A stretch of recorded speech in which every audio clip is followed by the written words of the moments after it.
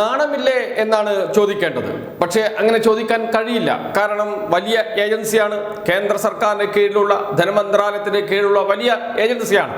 അതുകൊണ്ട് അത്തരമൊരു വാക്ക് ഉപയോഗിക്കുന്നില്ല. എങ്കിലും ഉളുപ്പില്ലേ എന്ന് ചോദിക്കേണ്ടി വരും. എന്തുകൊണ്ടാണ് ചോദിക്കുന്നത്?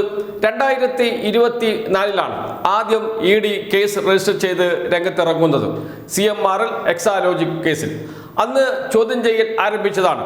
ആ ദിവസത്തിന് അല്ലെങ്കിൽ ആ മാസത്തിന് ഒരു പ്രത്യേകതയുണ്ട്, ആ തീയതിക്ക് ഒരു പ്രത്യേകതയുണ്ട്. അത് മറ്റൊന്നുമല്ല, തൊട്ടടുത്ത മാസമാണ് ലോക്സഭ ഇലക്ഷൻ വരുന്നത്. ലോക്സഭ ഇലക്ഷന് തൊട്ട് മുമ്പ് CMRL എക്സാലോജിക് കേസിൽ കേസ് രജിസ്റ്റർ ചെയ്ത് മുന്നോട്ട് പോകുന്നു ED. CMRL MD Sasidharan കർത്തയെ Aluva വീട്ടിൽ മണിക്കൂറുകളോളം ചോദ്യം ചെയ്യുന്നു. അതിനുശേഷം ഉദ്യോഗസ്ഥരെ ചോദ്യം ചെയ്യുന്നു. അതോടുകൂടി ഇലക്ഷൻ കഴിയുന്നു. പിന്നീട് ഈ കേസുമായി ബന്ധപ്പെട്ട് ഒരു നീക്കവും നടത്തിയില്ല ED. അതിന് ED പറയുന്നത് പല നിയമയുദ്ധങ്ങൾ നടക്കുന്നു എന്നാണ് ഇപ്പോൾ പറയുന്നത്. അന്ന് അതൊന്നും പറഞ്ഞിരുന്നില്ല. പക്ഷേ ഒരു അന്വേഷണം അതിനുശേഷം നടന്നില്ല, ഒരു രീതിയിലും മുന്നോട്ട് പോയില്ല. അത് അവിടെ അട്ടത്ത് വെക്കുകയാണ് ചെയ്തത്.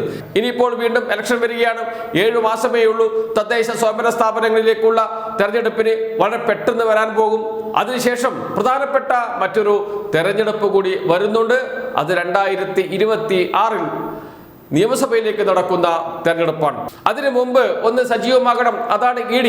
കാരണം കഴിഞ്ഞ തവണ എന്ന് വെച്ചാൽ 2021 നിയമസഭാ തെരഞ്ഞെടുപ്പിന് മുമ്പ് ED മുഖ്യമന്ത്രിയുടെ ഓഫീസ് കേന്ദ്രീകരിച്ചാണ് അന്വേഷണം നടത്തിയത്. മുഖ്യമന്ത്രിയുടെ ഓഫീസ് കേന്ദ്രീകരിച്ച്, മന്ത്രിമാരുടെ ഓഫീസ് കേന്ദ്രീകരിച്ച് മന്ത്രിമാർക്ക് കുരുക്കുമുറുക്കും എന്ന് പറഞ്ഞ് വലിയ തോതിൽ വാർത്താ പ്രളയം തന്നെ സൃഷ്ടിക്കാൻ ED മുന്നിട്ടിറങ്ങി. ED കൊടുക്കുന്ന മെസ്സേജിന് അനുസരിച്ച് വാർത്ത എഴുതി കൈ തഴമ്പിച്ച മാധ്യമപ്രവർത്തകരെ നാം കണ്ടതാണ്. അതിനപ്പുറത്തേക്ക് സ്വന്തം ഭാവനാ വിലാസത്തിലും വാർത്തകൾ മെനഞ്ഞുകൊണ്ടിരുന്നു നമ്മുടെ മാധ്യമങ്ങൾ. അവസാനം ഒന്നും സംഭവിച്ചില്ല. ആ കേസ് ഇപ്പോഴെവിടെ എന്ന് EDയോട് തന്നെ ചോദിച്ചാൽ അവർ പോലും അത് സംബന്ധിച്ച് ഒരക്ഷരം മിണ്ടുന്നില്ല. അത് കഴിഞ്ഞാണ് ലോക്സഭാ തെരഞ്ഞെടുപ്പ് വരുന്നത്. അപ്പോഴാണ് CMRL കേസ് തട്ടിക്കൂട്ടി എടുക്കുന്നത് ED. പിന്നീട് അത് അവിടെ വയ്ക്കുന്നു. വീണ്ടും ഇലക്ഷൻ വരാൻ പോകുന്നു. വീണ്ടും പൊടിതട്ടി എടുക്കുന്നു, വാർത്ത ചമയ്ക്കുന്നു. എല്ലാ മാധ്യമങ്ങൾക്കും ഇപ്പോൾ വാർത്ത നൽകിക്കൊണ്ടിരിക്കുന്നു. വാട്സപ്പ് സന്ദേശമായിട്ടാണ് വാർത്ത പോകുന്നത്. അങ്ങനെ ഒരു വാർത്തയാണ് ഇന്നത്തെ ഇന്ത്യൻ എക്സ്പ്രസ്, ദേശീയ പത്രം എന്നൊക്കെ പറയുന്ന ഇന്ത്യൻ എക്സ്പ്രസിൽ വന്നിരിക്കുന്നത്. ശരിയായിരിക്കാം, മുഖ്യമന്ത്രിയുടെ മകൾ വീണ തൈക്കണ്ടിയിലെതിരെ കേസെടുക്കും, അതിനുള്ള നടപടികൾ ആരംഭിച്ചു ED. രേഖകൾ SFIOയിൽ നിന്ന് ചോദിച്ചിട്ടുണ്ട്, ആവശ്യപ്പെട്ടിട്ടുണ്ട് എന്ന് ഒരു ED ഉദ്യോഗസ്ഥനെ ഉദ്ധരിച്ചുകൊണ്ട് ദില്ലി വാർത്തയാണ്, ദേശീയ വാർത്തയാണ്. ദേശീയ വാർത്തയാക്കിയത് എന്തിനെ എന്നത് മറ്റൊരു കാര്യമുണ്ട്. കാരണം ദേശീയ തലത്തിൽ ചർച്ചയാകട്ടെ എന്നതുകൊണ്ട് തന്നെയാണ്.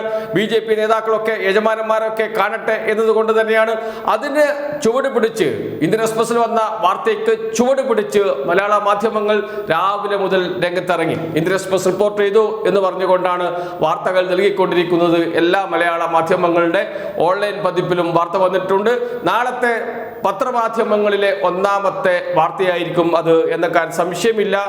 മുഖ്യമന്ത്രിയുടെ മകൾ വീണയ്ക്കെതിരെ കേസെടുക്കും, അന്വേഷണം ആരംഭിക്കാൻ ED തീരുമാനിച്ചു, നടപടികൾ ആരംഭിച്ചു എന്ന് പറഞ്ഞുകൊണ്ട് രാവിലെ മുതൽ തന്നെ ദൃശ്യമാധ്യമങ്ങളിലും വാർത്തകൾ വന്നു. ദൃശ്യമാധ്യമങ്ങൾ കോൺഗ്രസ് നേതാക്കളുടെ വീടുകളിലേക്ക്, പൊളിറ്റിക്കൽ പാർട്ടി നേതാക്കളുടെ വീടുകളിലേക്കൊക്കെ പ്രതികരണങ്ങൾ തേടിപ്പോകുന്നുണ്ട്. CPIM നേതാക്കളെ കാണാൻ ശ്രമിക്കുന്നുണ്ട്, കോൺഗ്രസ് നേതാക്കളെ കണ്ടിട്ടുണ്ട്, BJP നേതാക്കളെയും കാണുന്നുണ്ട്. അവരെല്ലാവരും പറയുന്നു കാര്യങ്ങൾ മുന്നോട്ട് പോകും, ശക്തമായി മുന്നോട്ട് പോകും. വീണയ്ക്ക് എതിരെ കേസെടുത്താൽ അത് പെട്ടെന്ന് തേഞ്ഞു മാഞ്ഞു പോകില്ല എന്ന് വരെ പറഞ്ഞത് കെ സുധാകരനാണ്. മുമ്പത്തെ കേസ് പോലെയല്ല ഈ കേസ്, അതുകൊണ്ട് ശക്തമായി മുന്നോട്ട് പോകുമെന്നാണ് കെ സുധാകരൻ പറഞ്ഞത്. അതോടൊപ്പം തന്നെ രമേശ് ചെന്നിത്തല രംഗത്തിറങ്ങിയിട്ടുണ്ട്. അദ്ദേഹം പറഞ്ഞു ഇതൊരു കള്ളക്കളിയാണ് എന്നും. BJPയും CPIM തമ്മിലുള്ള ഒരു അന്തർധാരയുടെ ഭാഗമായുള്ള കള്ളക്കളി മാത്രമാണ്, ഒന്നും നടക്കില്ല. കാരണം സ്വർണ്ണക്കള്ളക്കടത്ത് കേസ് ഒന്നും നടന്നില്ലല്ലോ എന്നാണ് അദ്ദേഹം പറയുന്നത്. ഒന്നുമില്ലാത്തത് കൊണ്ടാണ് ED ഇതൊന്നും ചെയ്യാൻ കഴിയാതെ പകച്ചു നിൽക്കുന്നത് എന്ന സത്യമുണ്ട്, വസ്തുതയുണ്ട്. അത് കാണാതെ കോൺഗ്രസ് നേതാക്കൾ സ്വാഭാവികമാണ്, അവർക്ക് കിട്ടുന്ന ഒരു രാഷ്ട്രീയ ആയുധമാണ്. അതിനു വേണ്ടി തന്നെയാണ് ED ഇടപെടുകയും പ്രവർത്തിക്കുകയും ഒക്കെ ചെയ്യുന്നത്. അതിതാ വരാൻ പോകുന്നു. ഇനി വരുന്ന ദിവസങ്ങളിൽ EDയുടെ വാർത്തകളായിരിക്കും ഉണ്ടാകുക. വീണ തൈക്കണ്ടിയിലിന്റെ വാർത്തകളുമായി ബന്ധപ്പെട്ട് വീണയ്ക്കെതിരെ കേസെടുക്കുന്നു, വീണയ്ക്ക് കുരുക്ക് മുറുകുന്നു, അന്വേഷണം മുഖ്യമന്ത്രിയുടെ വീട്ടിലേക്ക്, ഓഫീസിലേക്ക്, ഭർത്താവ് മുഹമ്മദ് റിയാസും അന്വേഷണ പരിധിയിൽ എന്നൊക്കെ പറഞ്ഞുകൊണ്ടുള്ള വാർത്തകൾ വരും ദിവസങ്ങളിൽ നമുക്ക് പ്രതീക്ഷിക്കാം. അതിനുള്ള തയ്യാറെടുപ്പ് ഇഡി തുടങ്ങി, നമ്മുടെ മാധ്യമങ്ങളും ആരംഭിച്ചു തുടങ്ങി. അതിന്റെ തുടക്കമാണ് ഇന്ത്യൻ എക്സ്പ്രസ്സിൽ നിന്ന് തുടങ്ങി ഇപ്പോൾ കേരളത്തിലെ മാധ്യമങ്ങൾ ഏറ്റെടുത്തിരിക്കുന്നത്.